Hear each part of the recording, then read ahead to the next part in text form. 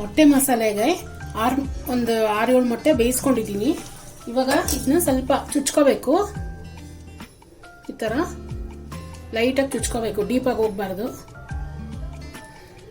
ಎಲ್ಲಾನು ಇದೇ ಥರ ಚುಚ್ಕೋಬೇಕು. ಇವಾಗ ಒಂದು ಬಾಣಲಿಗೆ 1 ಟೀ ಸ್ಪೂನ್ ಅಥವಾ 1 ಟೇಬಲ್ ಸ್ಪೂನ್ ಅಷ್ಟು ಎಣ್ಣೆ ಹಾಕೋಬೇಕು. ಒಂದು ಅರ್ಧ ಟೀ ಸ್ಪೂನು ಚಿಲ್ಲಿ ಪೌಡರ್ ಹಾಕೋಬೇಕು. ಒಂದು ಅರ್ಧ ಟೀ ಸ್ಪೂನು ಅರಿಶಿಣದ ಪೌಡರು, ಒಂದು ಅರ್ಧ ಟೀ ಸ್ಪೂನು ಸಾಲ್ಟು, ಒಂದು ಅರ್ಧ ಟೀ ಸ್ಪೂನು ಜೀರಿಗೆ ಪೌಡರು. ಸ್ವಲ್ಪ ಲೈಟಾಗಿ ಫ್ರೈ ಮಾಡ್ಕೋಬೇಕು ಇದನ್ನ.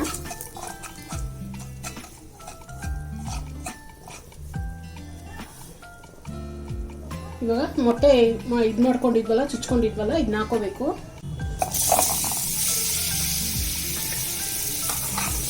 ಇದು 1 ನಿಮಿಷ ಹಿಂಗೆ ಫ್ರೈ ಮಾಡ್ಕೋಬೇಕು. ಮೀಡಿಯಂ ಫ್ಲೇಮಲ್ಲೇ ಫ್ರೈ ಮಾಡ್ಕೋಬೇಕು.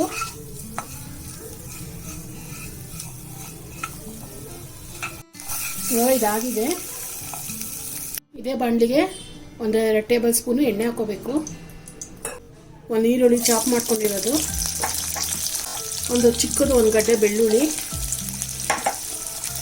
1 ಇಂಚು ಶುಂಠಿ. ಇದನ್ನ ಹಾಕೊಂಡು ಚೆನ್ನಾಗಿ ಫ್ರೈ ಮಾಡ್ಕೋಬೇಕು.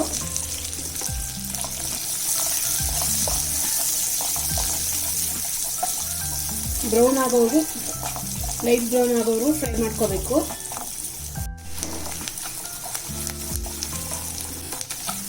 ನೋಡಿ, ಇಷ್ಟು ಸಾಕು ಬ್ರೌನ್ ಆಗಿರೋದು. ಇದಕ್ಕೆ 2 ಟೊಮೆಟೊ ಚಾಪ್ ಮಾಡ್ಕೊಂಡಿರೋದು ಹಾಕೋಬೇಕು. ಸ್ವಲ್ಪ ಟೊಮೆಟೊ ಸಾಫ್ಟ್ ಆಗೋವರೆಗೂ ಹುರ್ಕೋಬೇಕು ಹಿಂಗೇನೆ.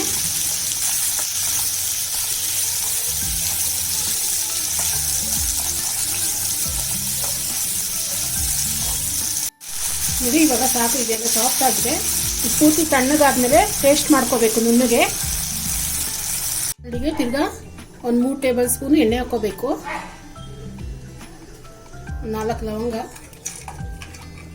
1 ಇಂಚು ಚಕ್ಕೆ, ಒಂದು ಅರ್ಧ ಇಂಚು. ಇದಕ್ಕೆ 1 ಟೀ ಸ್ಪೂನು ಚಿಲ್ಲಿ ಪೌಡರ್ ಹಾಕೋಬೇಕು. 1 ಟೇಬಲ್ ಸ್ಪೂನ್ ಧನಿಯಾ ಪೌಡರು, ಒಂದು ಅರ್ಧ ಟೀ ಸ್ಪೂನು ಜೀರಿಗೆ ಪೌಡರು, ಒಂದು ಅರ್ಧ ಟೀ ಸ್ಪೂನು ಅರಿಶಿನ ಪೌಡರು. ಇದೆಲ್ಲ ಚೆನ್ನಾಗಿ ಮಿಕ್ಸ್ ಮಾಡ್ಕೋಬೇಕು.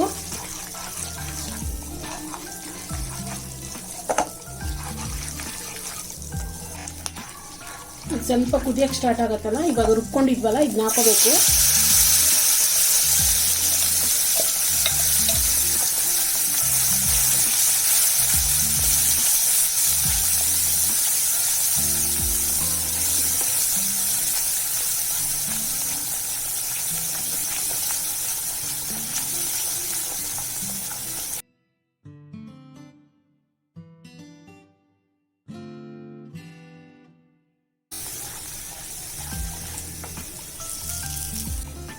ಇದಕ್ಕೊಂದು 3 ಹಸಿಮೆಣಸಿನ್ಕಾಯಿ ಹಾಕೋಬೇಕು.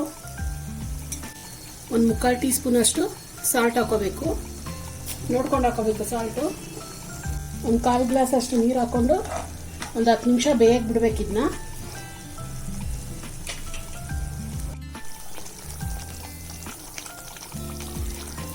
ಇದು ಒಂದು 10 ನಿಮಿಷ ಆಗಿದೆ.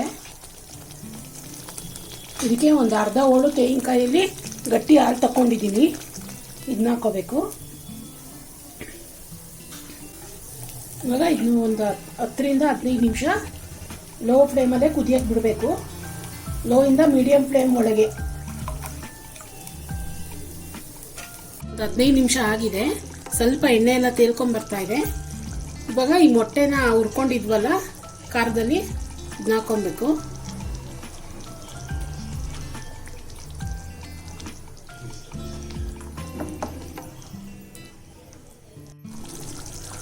ಒಂದು ಟೀ ಸ್ಪೂನ್ ಗರಂ ಮಸಾಲ ಹಾಕೋಬೇಕು.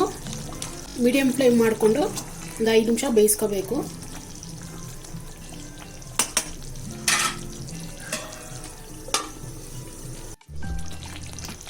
ನೋಡಿ, ಇವಾಗ ಒಂದು 5 ನಿಮಿಷ ಆಗಿದೆ. ಕ್ಲೀನಾಗಿ ಎಣ್ಣೆ ಎಲ್ಲ ತೇಲ್ಕೊಂಬಂದಿದೆ. ಇವಾಗ ರೆಡಿಯಾಗಿದೆ.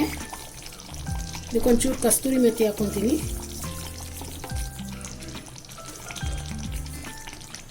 ಇವಾಗ ಸ್ಟವ್ ಆಫ್ ಮಾಡಿ ಸರ್ವಿಂಗ್ ಬೌಲ್ಗೆ ಹಾಕೊಳ್ತೀನಿ ಇದನ್ನ.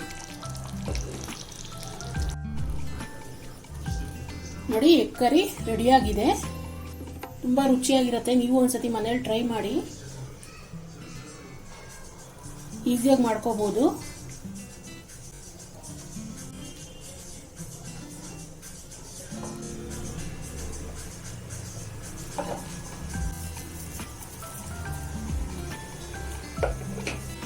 ರೆಸ್ಟೋರೆಂಟ್ ಸ್ಟೈಲ್ ಎಗ್ ಕರಿ ರೆಡಿಯಾಗಿದೆ.